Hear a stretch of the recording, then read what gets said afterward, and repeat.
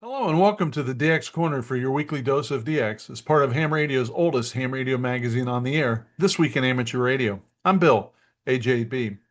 As of this Saturday, there will be 95 days until Christmas. Time is flying, so we better get started.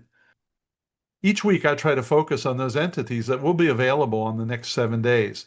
There's so much data to sift through that I thought a focus on the next week might be helpful. Here's what you should find QRV when you tune the bands. The following DX information comes from Bernie, W3UR, editor of the DailyDX, the WeeklyDX, and the How's DX column in QST. If you would like a free 2-week trial of the DailyDX, as many of my listeners have done, your only source of real-time DX information, just drop me a note at thedxmentor@gmail.com and I'll take care of it. We also have an update from the Victor 6 Delta team, who will be QRV from Chuuk, Micronesia, September 22 to October 6th. Quote, "We are currently in the final stages of distributing luggage to team members throughout Germany. Our well-organized, quote, light de-expedition to Micronesia begins in 10 days. Our group is flying from Berlin via Helsinki, Tokyo, and Guam to Chuuk. All members have received their ESTA authorization, which is required for entry into Guam. We are very pleased to have received support for the de-expedition from Elecraft. We will now mainly use the excellent K4 transceivers as our station transceivers. Apart from the support for the de-expedition, several team members have invested heavily in upgrading their equipment. Most of the extensive technical equipment is privately owned by the team members. This time, we are bringing one of the flexible 18-meter long spider beam fiberglass masts for the 80 and 160-meter antennas. We will therefore switch between 80 and 160 at night. The remaining low-band antennas will be implemented with a robust 12-meter and 14-meter long fiberglass poles from Spiderbeam for wire loops and verticals. The 6-meter antenna will also be mounted on one of these masts. As you know, we always try to provide attractive QSL cards. We aim to print these within 4 weeks after the expedition. We expect to start QSL traffic sometimes in November. Requests via OQRS are preferred, with paid direct cards being processed free. Free bureau cards can also be requested via OQRS. However, these requests will be processed after the direct applications. Of course, we also use LOTW. Direct LOTW requests will be processed immediately. The complete log will be uploaded to LOTW 6 months after the de-expedition. Hams who donate $10 US will automatically be published on our homepage and receive their QSL as soon as the cards are printed. All team members are looking forward to the de-expedition and to bringing you many QSOs on all bands and modes. We'll see you on the bands." End quote. DK3RN Peter will be in Kyrgyzstan until September 29th, visiting a technical university for a cooperation project.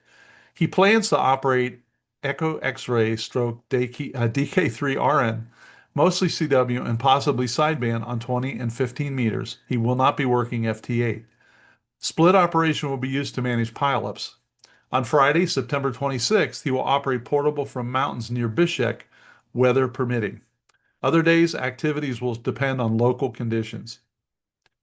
The Saudi Amateur Radio Society announces, in celebration of the 95th observance of the Saudi National Day, special event stations: Hotel Zulu 95 November Delta, 7 Zulu 95 November Delta, and 8 Zulu 95 November Delta. And they are all currently QRV until September 23rd. We have an operator, a station in Iraq, YI9 Whiskey Papa Zulu, which is being operated by IZ5 WPX. They will finish, he says, quote, around the end of November. Tony says he has 500 watts to a wire antenna on HF and sideband. QSL via IZ5 WTV, with details on his QRZ.com page. It appears the club log in LOTW will also work for him. JA1ZLO/JD1 will be QRV from Ogasawara until the 24th.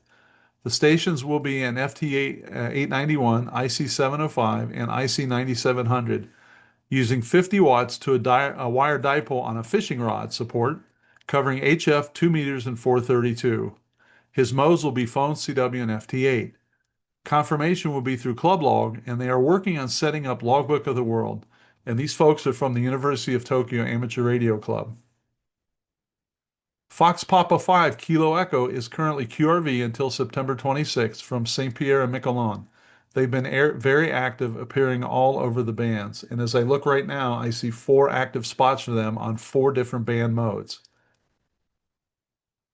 A holiday style activity is now QRV from Tango 32 Eastern Kiribati for roughly 2 weeks on 80, 40, 20, 15, 12, and 10 sideband only. T32K stroke P will mean it's portable from one of the tiny islets such as Cook, Wood, or Arthur. All of these are considered to be IOTA Oceania-024. The operators of T32K is VK4MAP Darren.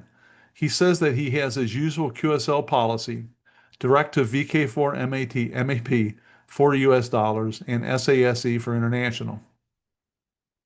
Rick, WE9G/KH2, has been QRV from Guam until September 26, planning to do some SO2R operating, mostly digital, with, quote, some sideband and CW 160 through 6. He will be working on a QSL card, which will be direct or bureau to WE9G or club log. He prefers traditional paper QSL cards. SASAs or USD to cover his costs are appreciated but not required.